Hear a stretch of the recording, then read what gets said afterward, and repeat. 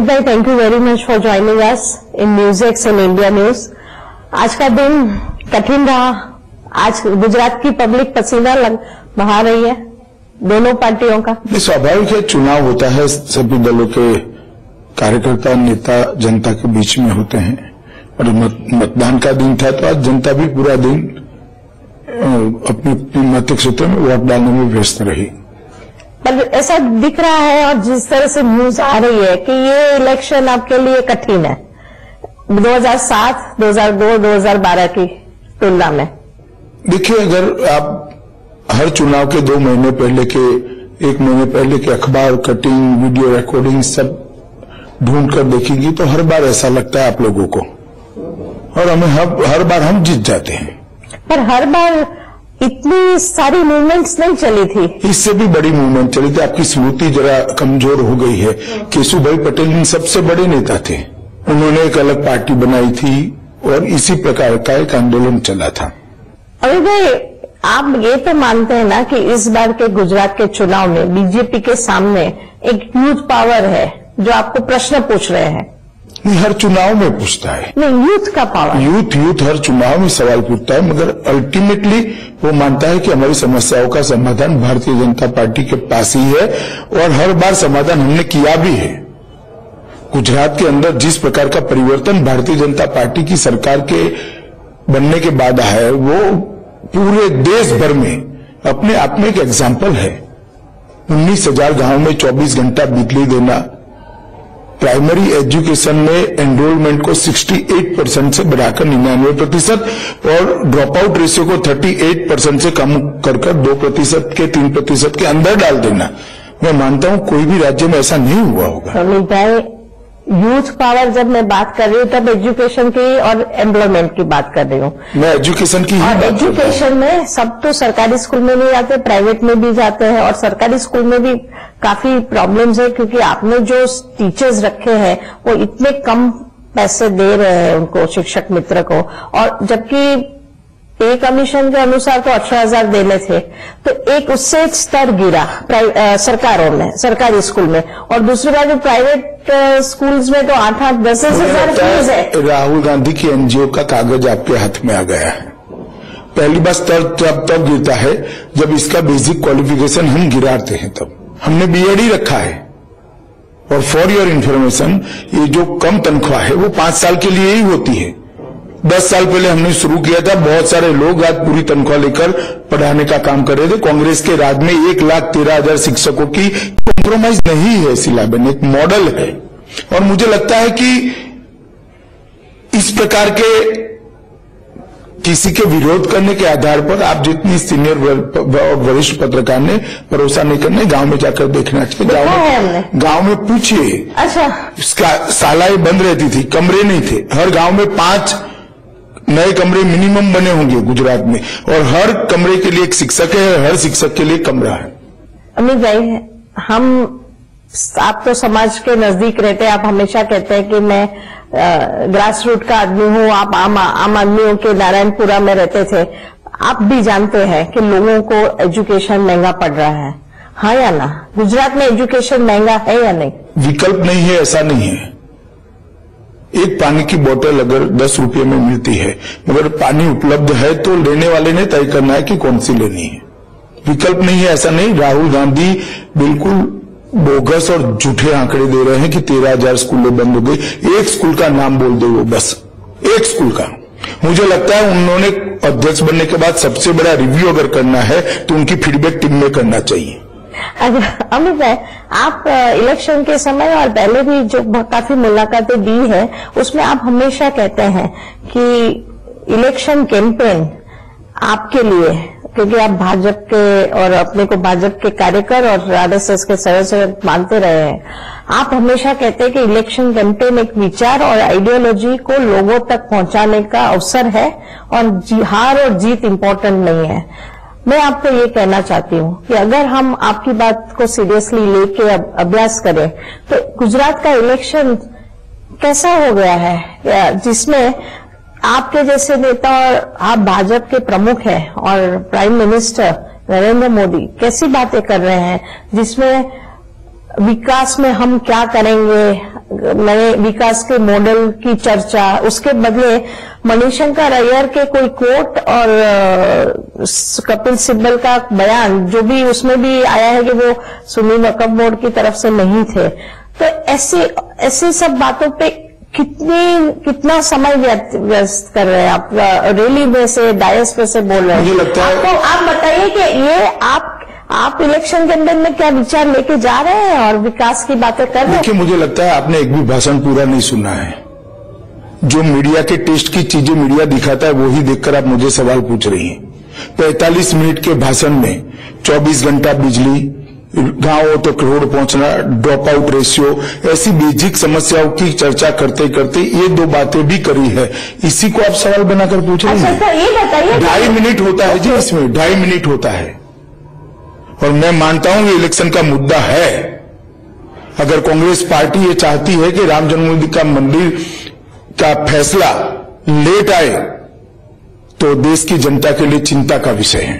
पर कांग्रेस ने बताया है, स्पष्टता करी है कि सिब्बल के व्यूज उनके व्यूज नहीं है। एक बात, दूसरी बात, कांग्रेस ने कहा है कि आप ही की तरह वो भी कोर्ट के फैसले की वेट कर रहे हैं। मगर हम जल्दी फैसला चाहते हैं, वो नहीं बोले हैं। वो अमित भाई, आपकी राजनीति नॉर्मली काफी ट्रांसपेरेंट होती है और आज भी ट्रांसपेरेंट है। मैं मानती हूँ, मैं अप्रिशिएट कर रही हूँ कि आपकी होती है। तो मैं ये कहना चाहती हूँ, आप ये भी, आपकी जिस तरह से राजनीति चल रही है उसमें दिख रहा है कि आप इसलिए जल्दी चाहते हैं क्योंकि राम मंदिर का मुद्दा इमोशनल मुद्दा है आपके लिए और देश के लिए भी है, और आप चाहते हैं कि 2019 के इलेक्शन के पहले, क्योंकि इस मुद्दे में 2 ही चीज हो सकती है कि मंदिर बन सकता है वहां या नहीं बन सकता, इसलिए आप चाहते हैं कि अगर 50% चांस है ना हर जजमेंट के होते हैं, और जजमेंट पे हम बोल नहीं सकते ज्यादा, लेकिन ये है कि आपको ये दाव लगा रहे हैं क्योंकि आपको 2019 इलेक्शन में मुद्दा चाहिए। देखिए, हमारे लिए राम जन्मभूमि मंदिर का मुद्दा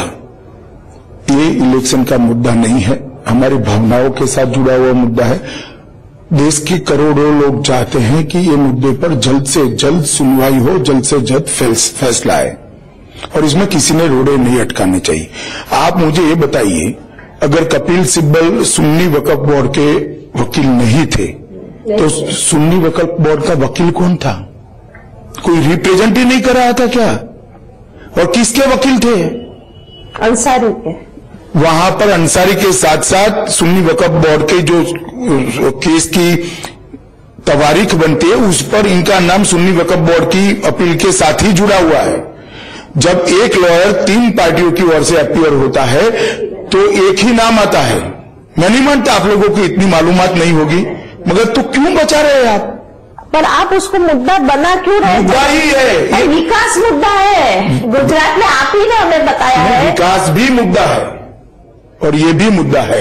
ये किसी से कम मुद्दा नहीं है, करोड़ों लोगों की भावनाओं का सवाल है, और मैं मानता हूं कि कांग्रेस पार्टी ने अपना स्टैंड स्पष्ट करना चाहिए।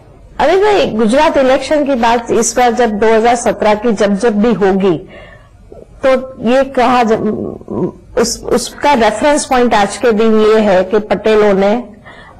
हार्दिक पटेल ने अपनी लीडरशिप दिखा के पटेल यूथ को लाए, रास्ते पे लाए और एक आंदोलन किया। मैं आपको एक बड़ा पिक्चर इसका कहना चाहती हूँ कि इस देश में 6 स्टेट ऐसे हैं जहां स्ट्रांग रिसेंटमेंट है। लोग एक्चुअली, ये बड़ा मुद्दा है जो पटेलों का और हार्दिक पटेल का इसलिए बना, एक मूवमेंट तो चली और 5 लाख लोग उस दिन 25 अगस्त को अहमदाबाद में आए थे। उसका कारण ये है कि जैसे अरुण जेटली ने भी कल बताया है और आपने भी कहा है कि कॉन्स्टिट्यूशनली पॉसिबल नहीं है हम आपके लिए, आप सत्ता में है, 49% के ऊपर देना। तो मैं ये पूछना चाहती हूँ कि आप इसकी सेंटीमेंट को क्यों नहीं पकड़ते हो कि यूथ आर विदाउट जॉब्स और इसलिए वो रिजर्वेशन की डिमांड कर रहे हैं, और आप उसको सिर्फ कॉन्स्टिट्यूशन बता रहे हैं। देखिए, सिर्फ कॉन्स्टिट्यूशन नहीं बता रहा हूं, देश संविधान से चलना चाहिए या नहीं चलना चाहिए, तो इस पर व्यापक बहस होनी चाहिए, हर पार्टी ने बहस करनी चाहिए। और अगर इसका रास्ता निकलना है तो किसी को परहेज नहीं है, मगर जब तक रास्ता नहीं निकलता है तब असंवैधानिक घोषणाएं करना मैच्योरिटी है क्या? देश के लोकतंत्र के लिए ठीक है क्या? देश के संविधान की अनुपालना के लिए वो ठीक है क्या? अभी कांग्रेस पार्टी जो कर रही है कि हम 50% से ज्यादा कर भी रिजर्वेशन दे देंगे, बिल्कुल असंवैधानिक बात है, जो संभव नहीं, वो हम कह रहे हैं। तो आर्टिकल कॉन्स्टिट्यूशन में इकोनॉमिकली बैकवर्ड को भी कुछ दे सकते हैं, एक विंडो है। देखिए शीलाबेन, आर्टिकल संविधान बनने के बाद इंदिरा साहनी का जजमेंट आया, इन्होंने कहा कि रिजर्वेशन के तरीके जो भी हो, मेरिट के विद्यार्थियों के लिए 50% सीटें रिजर्व रखनी चाहिए। Reservation in any case after Indira Sawhney judgment 50% से नहीं बढ़ना चाहिए। ये आज की कानूनी स्थिति है और बहुत लोगों ने प्रयास किया, ऐसा नहीं है।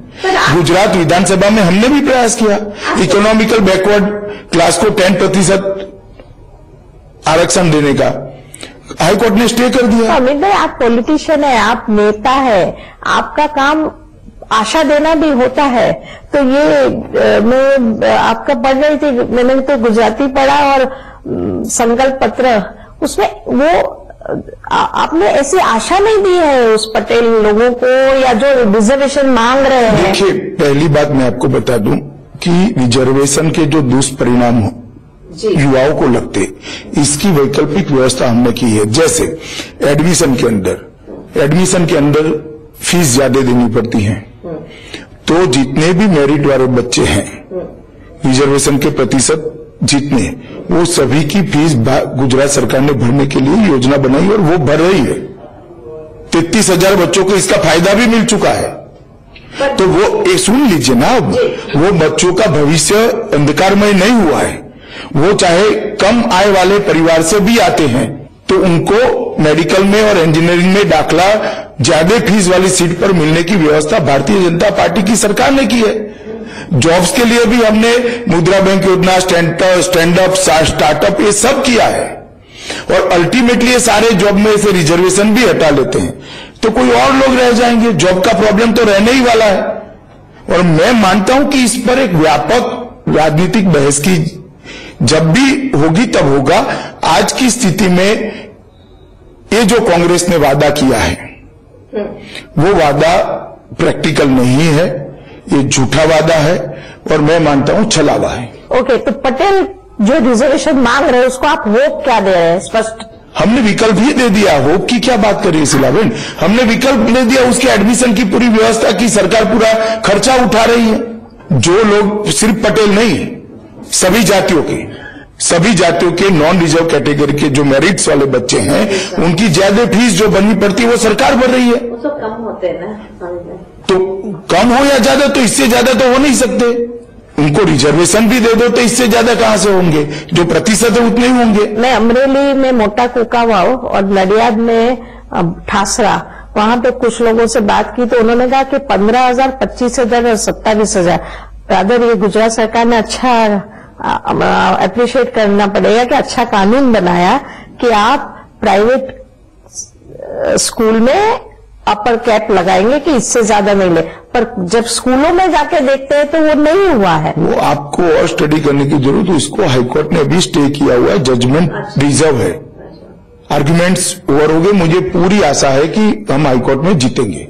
तो फिर गुजरात में इससे ज्यादा फीस कोई स्कूल नहीं रख सकती। ये कानून ऑलरेडी हम लेकर आए, हमने इसको एड्रेस किया है। मगर कपिल सिब्बल जी के हिसाब से, राहुल गांधी जी के हिसाब से देश में कोर्ट है ही नहीं। आप कानून कर दो, हो जाएगा। अब ये कानून को रोकने के लिए कांग्रेस के ही मोटिवेटेड लोग कोर्ट में गए हैं। अगर आज ज्यादा फीस भरनी पड़े गुजरात के बच्चों को, तो कांग्रेस के मोटिवेशन के कारण भरनी पड़ रही। ये सारे प्राइवेट स्कूल के जो संचालक है, उनकी ओर से कांग्रेस के ही लोग गए हैं। अब फिर से आप कहेगी कि वकील तो किसी का भी केस लड़ सकता है, मगर ऐसा एक्सीडेंट हर बार क्यों होता है? जो जनभावना विरोधी होते हैं, सारे केस कांग्रेस के वकील लड़ते हैं। अमित भाई, आपकी सरकार सेंटर में भी है और आप यहाँ इलेक्शन लड़ रहे हैं, इसलिए ये सवाल बहुत इम्पोर्टेंट है कि देश में जो इंस्टीट्यूशंस होती है उसका विश्वास पब्लिक में बना रहे हैं, मीडिया हो या जुडिशरी हो या एग्जीक्यूटिव। आज के दिन आप जानते हैं कि ईवीएम की बातें, जब से आपने बाई इलेक्शन यूपी में जीता है और अखिलेश यादव ने भी ट्वीट करके समझाया था लोगों को, आपको पता है कि जहां पे ईवीएम है वहां आपको ज्यादा वोट मिल रहे हैं, बैलेट पेपर में कम मिल रहे हैं, वो एक बात हुई। और यहाँ गुजरात में भी हार्दिक पटेल से लेकर अर्जुन मोढवाडिया से लेकर शक्ति सिंह सब बता रहे हैं कि ईवीएम में बहुत प्रॉब्लम है और थोड़ा सा विश्वास कम हो रहा है। आपको उससे चिंता नहीं होती है? देखिए, इसमें मैं कुछ नहीं करता। भारत के इलेक्शन कमीशन ने स्टेप्स लेने चाहिए।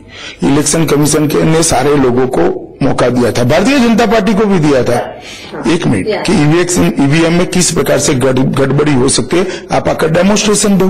कोई गया ही नहीं, अब क्या मामला है? और दूसरा, 2009 का इलेक्शन हम हार गए थे, 2009 का लोकसभा एक किस तरह से हुआ था? पर बेबी लोग ये आर्गुमेंट करते हैं, ये ऐसी आर्गुमेंट बोलना भी थोड़ा नहीं, आप बोलिए ना, इतना बोल रहे थे। लोग कहते हैं बाद में टेक्नोलॉजी में से कुछ नुक्स निकाला और फायदा हुआ। भी कोई बदल नहीं हुआ है, इलेक्शन कमीशन के अंतर्गत चलता है। दूसरी बात, नहीं कोई ट्रिक बाद में पता चले। पहले आप सुनिए तो थोड़ा सोचिए भी। इलेक्शन कमीशन जब चुनाव कराता है तो चीफ इलेक्टोरल ऑफिसर से लेके डिस्ट्रिक्ट का इलेक्टोरल ऑफिसर और असेंबली कॉन्स्टिट्यूएंसी का आरओ, ये सारे स्टेट एडमिनिस्ट्रेशन के होते हैं। उत्तर प्रदेश के अंदर ये सारे ईवीएम किसके कब्जे में थे? ये अथॉरिटी के। अथॉरिटी क्या, कलेक्टर थे। सरकार किसकी थी? गड़बड़ कौन कर सकता है? अब चुनाव हारने के बाद किसी को भी रूठने का अधिकार है। इस बार एडवांस में ही उन्होंने रूठना शुरू कर दिया है। इसका मतलब मैं तो समझता हूं परिणाम स्पष्ट है। सुबह 9:10 पर अर्जुन मोढवाडिया ने कहा कि ईवीएम में गड़बड़ है। नहीं, उसने कहा कि ब्लूटूथ से कुछ, उसका भी चेकिंग करवा लिया। उसी मशीन का इलेक्शन कमीशन ने टीम भेजकर कोई कनेक्ट नहीं हुआ और प्रेस कॉन्फ्रेंस भी कर दी और उनको भी पत्र लिखा है कि ईवीएम अभी है, खुला नहीं है, बताओ भाई कैसे कनेक्ट होता है। मगर वो जाएंगे नहीं वहां, आपके पास ही आएंगे, क्योंकि वहां कुछ होना नहीं, आपसे प्रोटेक्शन मिलता है। आपसे मतलब मीडिया से। हमारा फर्ज है ओपोजिशन का सुनना। अरे अमित, सुनिए मगर प्रोटेक्शन मत दीजिए किसी को। पार्टी नहीं बनना चाहिए मीडिया ने भी। ऐसा हम है नहीं। अच्छा अमित, ये एक बड़ा big picture of this election बहुत चिंता कराने वाला है। जो बीजेपी में नहीं है, कांग्रेस में नहीं है, मीडिया में भी नहीं है, ऐसे जो आपको एनालिस्ट, आपके मतलब ये देश में क्या हो रहा है समझने वाले बहुत चिंता कर रहे हैं कि भारतीय जनता पार्टी और खास करके जब से आप प्रमुख बने हैं बीजेपी के, तब से ज्यादा एक स्पष्ट हिंदुत्व की आइडियोलॉजी को पब्लिक लाइफ में लाने की कोशिश हो रही है, हर रोज हो रही है। से जो कांग्रेस की स्ट्रेटेजी आज गुजरात में है उस पर काफी सवाल हो रहे हैं। पर मैं आपको ये पूछना चाहती हूँ कि ये सही बात, ये चार्ज लग रहा है बीजेपी के, प्रेशर आपका है? देखिए सिलावन, चार्ज लगाने से कुछ नहीं होता। मेरे अध्यक्ष बनने के बाद भारतीय जनता पार्टी की नीति में नीतिगत परिवर्तन क्या हुआ, कोई मुझे बता दे जरा। नीतिगत परिवर्तन ये है कि आप जैसे कि जेएनयू में जिस शक्ति से सरकार ने काम लिया, वो जैसे जेएनयू में आज भी मैं मानता हूं शक्ति से ही लेना चाहिए। अगर कोई इस देश के टुकड़े करने की बात करता है तो उसको सहन नहीं किया जाना चाहिए। और श्री राहुल गांधी ने इसका समर्थन कर बहुत बड़ी गलती की थी। किसी भी राजनेता ने नहीं करनी चाहिए। देश के टुकड़े करने की बात कैसे सहन हो सकती है? शक्ति ही करनी चाहिए। वो घटना की ही बात नहीं कर रही है, ओवरऑल जो जेएनयू के साथ जब क्वेश्चन स्पेसिफिक है तो घटना भी स्पेसिफिक पूछे। मैं कह रही हूँ एजुकेशन इंस्टीट्यूशन में जो हो रहा है, क्या हो रहा है। अच्छा चलो मैं बता दूं, पद्मावती फिल्म तो आप देखिए, आपका एटीट्यूड क्या है? हमारा एटीट्यूड ठीक ही है। ऐतिहासिक फिल्म जो बनती है उसमें इतिहास के मुद्दों के साथ, ऐतिहासिक तथ्यों के साथ छेड़खानी नहीं होनी चाहिए, क्योंकि ये जो मामले होते हैं देश के गौरव के साथ जुड़े हुए होते हैं, देश की संस्कृति के साथ जुड़े होते हैं। फिल्म जरूर बननी चाहिए, फिल्म बनाइए, मगर ऐतिहासिक तथ्यों के साथ छेड़खानी नहीं होनी चाहिए। तो हमारा इतना ही कहना है कि एक इतिहासविदों की टीम बने, इतिहास के जानकारों की टीम बने और ये फिल्म देख लें। फिल्म होती है, क्रिएटिव फ्रीडम होती है। पर आपको पता है, आपका ये स्टैंड लेने से मैं वही कहना चाहती हूँ आपको कि देखिए एक ये रिपोर्ट आई है गुजराती प्रेस में कि कहाँ बीजेपी के लोग गांव में नहीं आने दे रहे हैं कुछ लोगों को, उसमें एक कारण दिया है कि क्या कारण, तो उसमें लिखा है पद्मावती फिल्म, मतलब जिसने भी पद्मावती फिल्म दिखाने का विरोध नहीं किया उसके साथ गांव वाले। देखिए वो तो जनता को तय करना है, हमने कहा कांग्रेस को रोका है, वो भी कर ले। अच्छा, गुजरात की बात पे वापस आते हुए कि अमित भाई, आप काफी लोग कह रहे हैं कि गुजरात की इलेक्शन 2 महीना पहले एंटी इनकम्बेंसी के इशू थे, विकास के इशू थे, और जो आप भी अपनी बातें रखते थे और कांग्रेस भी रखती थी, ऐसे एक इलेक्शन होने वाला था। उसके बदले जो इशू एंटी इनकम्बेंसी पे था, आपके परफॉर्मेंस की रिव्यू पे था, जो होना चाहिए डेमोक्रेसी में, और जो कांग्रेस भी तैयार हो गई थी, लेकिन अचानक ये सिब्बल और मणिशंकर अय्यर, और अब कहां से इसमें से कौन हमारा है जी? हाँ, इसमें से कोई बीजेपी का है क्या? अब मुझे क्यों राहुल का सवाल पूछ रही हूँ? तो शहजाद ये सलमान निजामी तो उनका भी नेता नहीं है, ये कहां से आ गए? आज ढेर सारी इनकी कांग्रेस के नेताओं के साथ पिक्चर, शक्ति सिंह जी की, शक्ति सिंह जी की कितने दिन पुरानी है? डेट नहीं है उसकी। ये मांडवी में है, और शक्ति सिंह मांडवी में प्रत्याशी बने हुए 20 दिन हुए। पहले वो अबड़ासा के विधायक हुआ करते थे, पुरानी नहीं हो सकती। पल्ला झाड़ने से क्या होता है? तो बहुत छोटे लोग हैं। नहीं, ये छोटा इश्यू नहीं, लीडर बड़ा नहीं है, मैं ये कहना। अरे मैं गुजरात के लिए बहुत ये मुद्दा बड़ा मुद्दा है कि जो व्यक्ति लिखता है कि कश्मीर में आजादी होनी चाहिए, वो गुजरात में कांग्रेस का प्रचार कर रहा है। छोटा नहीं है तो कांग्रेस इग्नोर करे, हम उठा रहे हैं, क्यों डिनाई कर रही है? झूठ नहीं बोलना चाहिए, उन्हें स्वीकार कर लेना चाहिए कि छोटा मुद्दा है, क्या फर्क पड़ता है अगर मुद्दा छोटा है तो। और देखिए, आप ये सारे मुझे सवाल पूछ रही हैं, विकास पे इलेक्शन होना चाहिए, पर हम तो उसी दिशा में जा रहे थे। कपिल सिब्बल को हम सूचना नहीं दे सकते कि भैया तुम डेट ले लो, मणिशंकर अय्यर को हम कह नहीं सकते कि आप अपमान करो, हम तो उसी दिशा में जा रहे थे। कांग्रेस ने कुछ घटना, कांग्रेस के नेताओं के द्वारा कुछ स्टेटमेंट इसके आए जो इलेक्शन का मुद्दा बने, मगर कांग्रेस ने पूरा इलेक्शन जातिवाद की दिशा में ले गई, वो आपको नहीं दिखता है?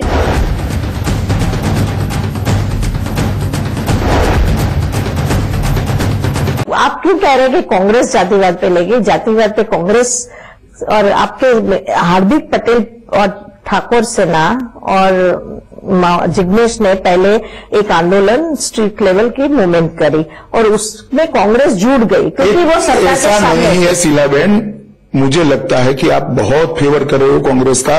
देखिए, वास्तविकता यह है कि कांग्रेस के नाम से गुजरात में कोई आंदोलन नहीं हो सकता, इनकी क्रेडिबिलिटी जीरो है, बिग जीरो। इसलिए उन्होंने अपने ही लोगों को अलग प्रकार से आंदोलन करने के लिए उकसाया, और अंत में चुनाव के वक्त तीनों के तीन वहां जाकर बैठ गए। अब जिग्नेश मेवाणी का भी कोई फोटो किसी मीडिया वाला ने दिखा दिया है, वो केरल की कोई राष्ट्र विरोधी संस्था है, इससे पैसे लेते हुए, कल इसका भी डिनाई कर देंगे, ये हमारे नहीं है। और उनको भी मालूम है कि ये ऐसा व्यक्ति है, इसलिए उसको निर्दल लड़ा है। कांग्रेस ने वहां प्रत्याशी खड़ा नहीं किया।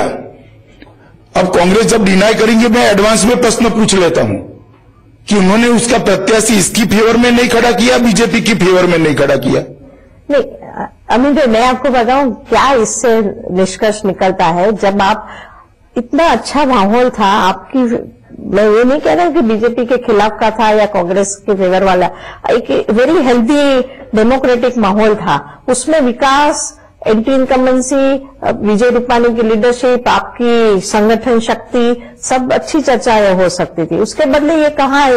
ये आप इतने सालों से पब्लिक लाइफ में आपको दुख नहीं होता है कि ऐसे इलेक्शन है जिसमें जाति, हमें हर वोटर को पूछना पड़ता है तुम्हारी जाति क्या है, पत्रकार होके। मगर हमने नहीं किया ना, हमने कहा जाति का आंदोलन चला है।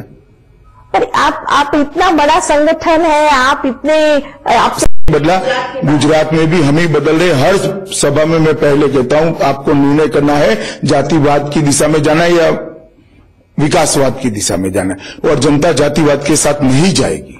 मगर कोई जातिवाद क्रिएट करता है तो हम कैसे चुनाव छोड़ दे? नहीं भैया, इस चुनाव में जातिवाद का मुद्दा, हम चुनाव नहीं लड़ेंगे। तो आप देश कब बदलेंगे?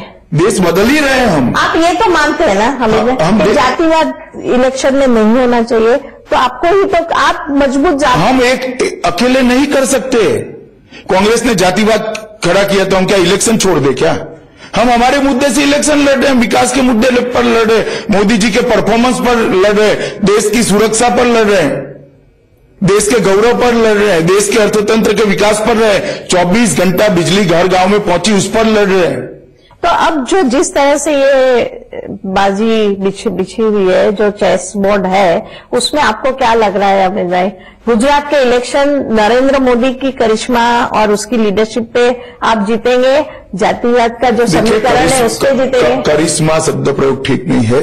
नरेंद्र मोदी जी ने जिस प्रकार से गुजरात के अंदर 2002 से 2014 तक शासन किया और 2014 से 2017 तक देश के प्रधानमंत्री के नाते शासन किया है, मैं मानता हूं कि नरेंद्र मोदी जी ने ये स्पष्ट कर दिया है कि मल्टी पार्टी डेमोक्रेटिक सिस्टम के अंदर भी इस देश में वेलफेयर स्टेट बनाया जा सकता है।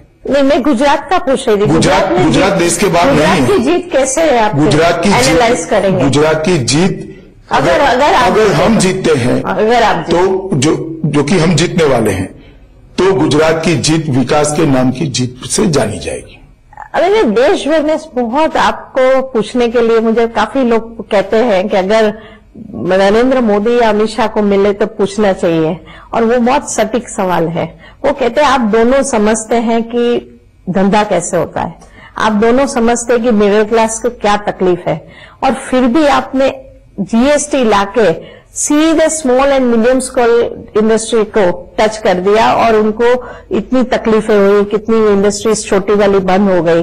तो जीएसटी लाने के पीछे आप तो सबसे ज्यादा जानते थे मिडिल क्लास और ट्रेडर क्लास को, फिर आपने क्यों ध्यान नहीं रखा? देखिए शीलाबेन, पहली बात तो मैं इससे सहमत नहीं हूं कि बहुत सारी स्मॉल स्केल इंडस्ट्री बंद हुई। कुछ समय तकलीफें जरूर रही। सारी स्मॉल स्केल इंडस्ट्री का तकलीफों का समाधान 30-40 दिन पहले जो नियमों में बदलाव करा गया उसमें आ गया है। कुछ बाकी है, वो भी ये बजट के अंदर आ जाएगा, क्योंकि उसमें कानून बदलने की जरूरत है। और जीएसटी ये दुनिया का सबसे बड़ा बिक्री कर सुधार है। सेल टैक्स रिफॉर्म दुनिया का सबसे बड़ा है, क्योंकि हमारा अर्थतंत्र बहुत बड़ा है, और 12-15 टैक्सों को मिलाकर एक टैक्स बनाते हैं। सबके रूल्स, सबके कायदे कानून, उसको मिलाकर एक कानून और एक रूल्स बनाने हैं, तब जाकर बहुत सारी गलतियां और बहुत सारे छिद्र होने की संभावना होती है। हमने उसको बड़ी संवेदनशीलता से लोगों के पास जाकर सुना, व्यापारियों से भी सुना है, छोटे व्यापारियों से भी सुना है। अरे सुनिए तो अब आप स्मॉल स्केल इंडस्ट्री से भी सुना है और ट्रेड एंड इंडस्ट्री वालों को भी सुना है, एक्सपोर्ट वालों को भी सुना है। इन्होंने जो जो दिक्कतें बताई, इसका समाधान 3 महीने के बाद रिव्यू करके लाने का प्रयास किया।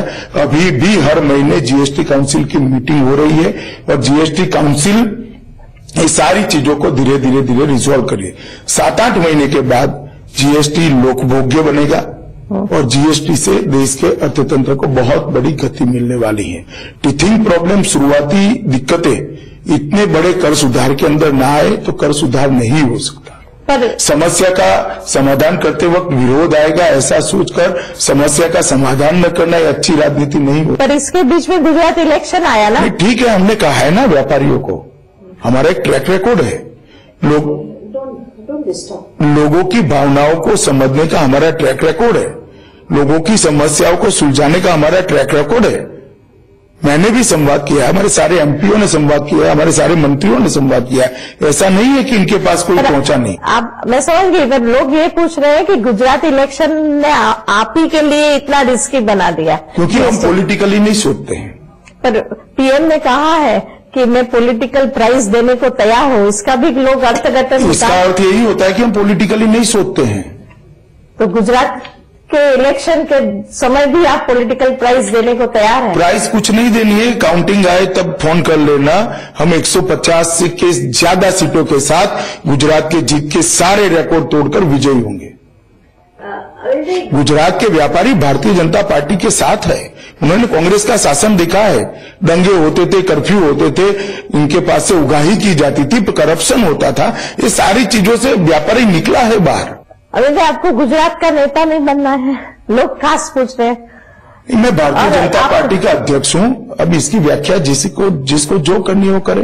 अभी आपकी जो पर्सनालिटी 3 साल से आ रही है पब्लिक लाइफ में, पब्लिक डिस्कोर्स में, जो एक परसेप्शन है, आप जानते हैं परसेप्शन का मतलब बहुत होता है पॉलिटिक्स में। मेरे लिए नहीं होता है जी, नहीं, मैं काम करता हूं। परसेप्शन बनाने वाले, सोचने वाले सोचते रहते। मैं परसेप्शन से कभी ना डरता हूं, ना परसेप्शन से कारण मेरे विचार बदलता हूं। पर जय अमित शाह जो स्टोरी आई और फिर जो जज वाली कंट्रोवर्सी आई, आपको उससे आप धीरे धीरे पूछिए ना, जीत के बगैर पूछिए। जहां तक जय का सवाल है, जो लोग आरोप लगा रहे हैं, विशेष करके राहुल गांधी जी, उनको टर्नओवर और मुनाफे का मतलब अंतर मालूम नहीं है। 80 करोड़ टर्नओवर हुआ है, मुनाफा नहीं हुआ है, घाटा हुआ है। किसी भी सरकारी कंपनी का ठेका नहीं लिया, कोई सरकारी ठेका नहीं लिया, उसने धंधा किया है और लॉस किया है। अब इसमें दिक्कत क्या है? फिर भी हमने एक फॉल्स एलिगेशन के खिलाफ एक क्रिमिनल डिफॉर्मेशन मैंने दायर किया है।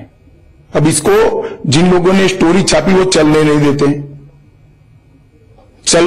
चला लेना चाहिए तुरंत। मेरी तो मांग है, डे टू डे चला देना चाहिए। एक बार तय होना चाहिए कि सच है या झूठ है। सार्वजनिक जीवन में गुजरात इलेक्शन पे इम्पैक्ट होगी, देखेंगे। गुजरात की जनता सब जानती है। इतने आरोप हुए कांग्रेस के नेताओं पे, गांधी फैमिली पर ही एक भी जगह क्रिमिनल डिफॉर्मेशन करने की हिम्मत है? नहीं है जी।